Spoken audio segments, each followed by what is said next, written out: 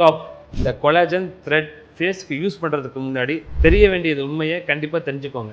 இந்த collagen thread ஃபேஸை increase பண்ணும், wrinkles-ஐ டிஸப்பியர் பண்ணும். கொலாஜன் ஸ்கின்னுக்குள்ளே மெல்ட் ஆகும்னு சொல்கிறாங்க, ஆனால் அதில் எவ்வளோ உண்மை இருக்குது? ரியாலிட்டி என்னென்னா, இந்த மிஸ்ட் ஸ்கின்னில் ஸ்ப்ரே பண்ணோன்னே இந்த கொலாஜனும் த்ரெட்டும் ஸ்கின்னுக்குள்ளே போகாது. அது ஸ்கின் மேலே ஒரு டெம்பரரி லேயரை க்ரியேட் பண்ணும். அதனால ஸ்கின் கொஞ்சம் ஸ்மூத்தாக ஃபேர்மாக ஃபீல் ஆகலாம். அடுத்த பிக்கெஸ்ட் மித், கொலாஜன் அப்ளை பண்ணால் ஸ்கின்ல கொலாஜன் அதிகமாகும். அதுதான் ராங். கொலாஜன் ஒரு பெரிய மாலிகுல். அது ஸ்கின்னுக்குள்ளே பெனிட்ரேட் ஆகி ஃபேஸில் கொலாஜன் டெபாசிட் ஆகாது. அப்போ கொலாஜனை எப்படி இன்க்ரீஸ் பண்ணும்? நம்ம பாடி தான் தன்னோட கொலாஜனை ப்ரொடியூஸ் பண்ணும். அதனால தான் டெர்மட்டாலஜிஸ்ட் ஸ்கின்ல இருக்கிற ஃபைப்ரோபிளாஸ்ட்டை ஸ்டிமுலேட் பண்ணுறாங்க.